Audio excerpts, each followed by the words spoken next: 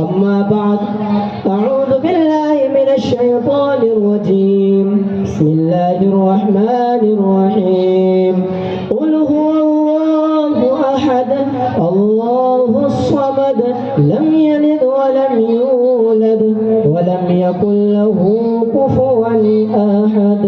وقال في موضع آخر يهب لمن يشاء إناثا ويهب لمن يشاء الذكور إياك نعبد وإياك نستعين. وقال إذا مرضت فهو يشفين. إن الله لا يغفر أن يشرك به ويغفر ما دون ذلك لمن يشاء. وقال النبي صلى الله عليه وسلم قولوا لا إله إلا الله تفلحوا أو كما قال عليه الصلاة والسلام. ابھی میں طفل مکتب ہوں نواعظ ہوں فرزانہ. ابھی میں طفل مکتب ہوں نواعظ ہوں فرزانہ. صدائے دل میں گونجی ہے سنا دو حق کا پروانہ. قابل قدر دوستو عزیز ساتھیو، اللہ تعالیٰ کا لاکھ لاکھ احسان ہے کہ ہمیں مسلمان بنایا اور کلمہ لا الہ الا اللہ کی دولت سے نوازا. اور سب سے بڑا احسان یہ ہے کہ ہمیں اسے نبی کی امت میں پیدا کیا جو خاتم النبیین والمرسلین ہے. اللہ تعالیٰ نے انسانوں کی رشد و ہدایت کے لیے 1,24,000 انبیاء علیہ السلام کو اس دنیا فانی میں مبعوث فرمایا. سب انبیاء علیہ السلام کا مشن اور طریقہ ایک تھا. سب کی آواز توحید کی آواز تھی. سب کا مشن توحید کا مشن تھا. سب کی تعلیم توحید کی تعلیم تھی. سب کا سبق قولوا لا الہ الا اللہ تفلحوا تھا.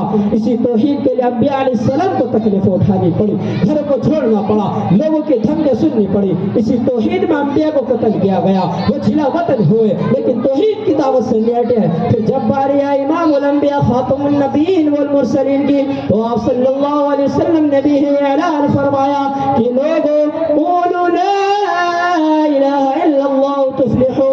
لوگ توحید کی آواز سن کر دشمن ہو گئے، راستے میں کانٹے بچھائے، جس میں مبارک پر غلاظت ڈالی، طائف میں پتھر برسائے، لیکن آپ صلی اللہ علیہ وسلم اپنے مشن کی دعوت سے نہیں ہٹے.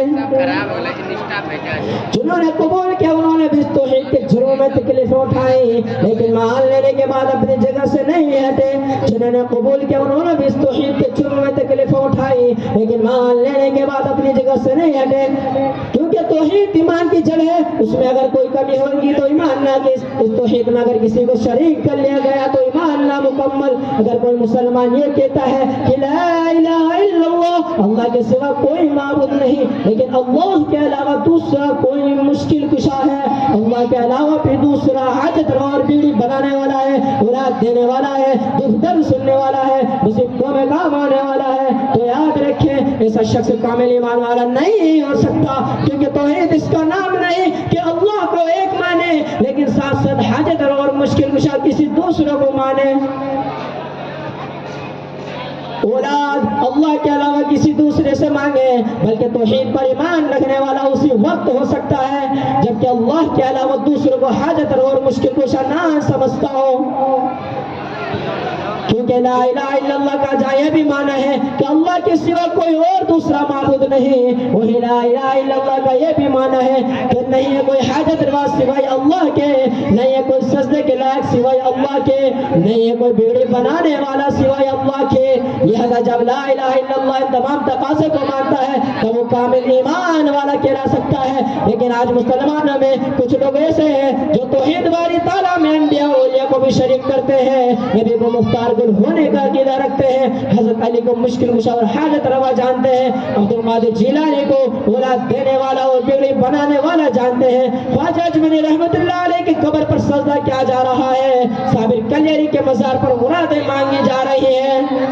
نبی کو مختار گل جاننا، حضرت علی کو مشکل کشا اور حاجت روا سمجھنا، عبد القادر جیلانی کو اولاد دینے والا اور بیڑی بنانے والا سمجھنا، خواجہ اجمیری رحمت اللہ علیہ کے قبر پر سجدہ کرنا، صابر کلیری رحمت اللہ علیہ کے مزار پر مراد طلب کرنا، تمام کی تمام چیزیں لا الہ الا اللہ کے تقاضے کے خلاف ہے، نبی صلی اللہ علیہ وسلم کی تعلیمات کے خلاف ہے، انبیاء علیہ السلام کے مشن کے خلاف ہے، صحابہ رضوان اللہ تعالی علیہم اجمعین کے عقائد کے خلاف ہے، ائمہ مجتہدین کے فتوے کے خلاف ہے۔ عزیز دوستو، اگر کوئی یہ کہہ کر دھوکہ دیتا ہے کہ نبی صلی اللہ علیہ وسلم کو مختار کل ماننے میں مزید نبوت کی شان بڑھتی ہے، حضرت علی کو مشکل کشا سمجھنے میں، اولیاء اللہ سے مرادیں مانگنے میں توحید میں کوئی حرج نہیں ہوتا، بلکہ ساری کی ساری چیزیں لا تقرب اللہ کے ترجمے ہیں۔ تو یاد رکھیں یہ عقیدہ مسلمانوں کا نہیں، بلکہ یہی جواب کل کے کفار کا مکہ کا تھا۔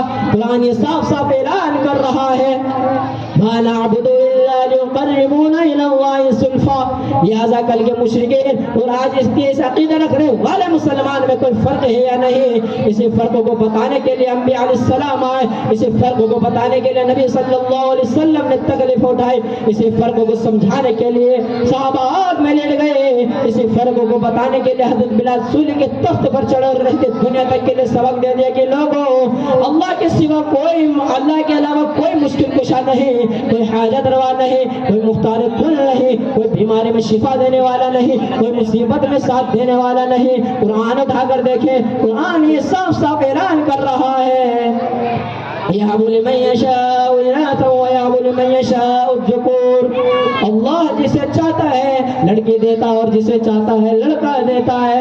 وَرَبُّكَ يَخْلُقُ مَا يَشَاءُ وَيَخْتَارُ مَا كَانَ لَهُمُ الْخِيَرَةُ، پوری دھرتی پر زمین و آسمان کے اندر کسی کو اختیار نہیں، اگر کسی کو اختیار ہے تو وہ اللہ کو ہے، کوئی مختار کل نہیں، اگر کوئی مختار کل ہے تو وہ اللہ ہے، اولاد دینے والا اللہ ہے، اگر اللہ کے علاوہ دوسرے کوئی اولاد دیتا تو حضرت عائشہ صدیقہ رضی اللہ تعالیٰ عنہ 9 سال حضور صلی اللہ علیہ وسلم کے حجرے میں رہی، تمنا کرتی رہی نہ بیٹا ملا نہ بیٹی ملی۔ تو ایک مرتبہ حضرت عائشہ رضی اللہ عنہ ایک لڑکے کو سوار کر لائی اور رو کر حضور صلی اللہ علیہ وسلم کی طرف دیکھا تو دل کی حسرت بتائی کہ کاش ایسا بیٹا میرے گود میں ہوتا تو یہ حجرہ آباد ہوتا۔ ایک قبر پر جا کر اولاد مانگنے والوں، اللہ کے علاوہ دوسروں کو حاجت روا اور مشکل کشا سمجھنے والوں، حضور صلی اللہ علیہ وسلم کا یہ جواب سنو اور اپنا عقیدہ درست کرو۔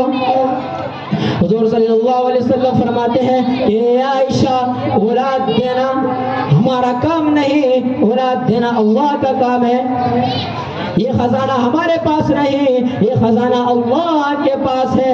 قرآن کہتا ہے قُلْ لَا أَقُولُ لَكُمْ عِندِي خَزَائِنُ اللَّهِ، اے نبی صلی اللہ علیہ وسلم آپ فرما دیجئے کہ ہمارے پاس اللہ کا خزانہ نہیں۔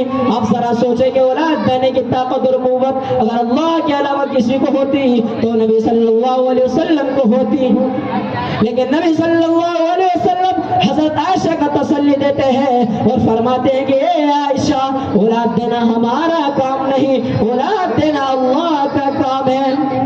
حضرت ابراہیم خلیل اللہ کو اولاد مانگنا ہوا تو اللہ سے مانگا ربی ہب لی من الصالحین، حضرت زکریا علیہ السلام کو مانگنا ہوا تو اللہ سے مانگا ربی ہب لی من لدنک ذریۃ طیبۃ انک سمیع الدعاء ربی لا تذرنی فردا وانت خیر الوارثین۔ سارے اللہ کے محتاج ہیں، نبی اللہ کا محتاج ہے، ولی اللہ کا محتاج ہے، کتب اللہ کا محتاج ہے، امام اللہ کا محتاج ہے، ساری کائنات اللہ کے محتاج ہے۔ لیکن آج مسلمانوں میں ایسے لوگ بھی ہیں جو نبی صلی اللہ علیہ وسلم سے محبت کے دعوے دار ہیں، لیکن اولاد پیروں سے مانگتے ہیں، حاجت روا اور مشکل کشا ولیوں کو سمجھتے ہیں، مصیبت میں عبد القادر جیلانی رحمۃ اللہ علیہ کو دستگیر سمجھتے ہیں۔ احمد رضا خان بریلوی اپنے منفذات میں لکھتے ہیں کہ ایک شخص نے سوال کیا حضور جب کبھی ہم پر مصیبت آ جائے، دریا میں سفر کرتے ہو کشتی خطرے پڑ جائے، غرق ہونے کے قریب ہو تو ایسے وقت پر ہمیں کیا عمل کرنا چاہیے؟ ذرا دل پر ہاتھ رکھ کر احمد رضا خان بریلوی کا یہ جواب سنیے اور کل کے کفار و مشرکین کے حالات عقیدے اور عمل میں فرق پیدا کیجیے۔ جواب دیتے ہیں کہ ایسے پریشان کن حالت میں چاہیے کہ میران پیر حضرت عبد القادر جیلانی کو پکارے، کشتی خطرے ہونے سے بچ جائے گی، غرق ہونے سے رہ جائے گی۔ مسلمانوں، قرآن حکیم کل کے کفار و مشرکین کے حالات کا تذکرہ کر رہا ہے کہ کل کے کفار و مشرکین جب کبھی دریا میں سفر کرتے تھے کشتی خطرے میں پڑ جاتی تھی، لوگوں کو غرق ہونے کا خوف ہوتا تھا۔ قرآن کہتا ہے فَإِذَا رَكِبُوا فِي الْفُلْكِ دَعَوُا اللَّهَ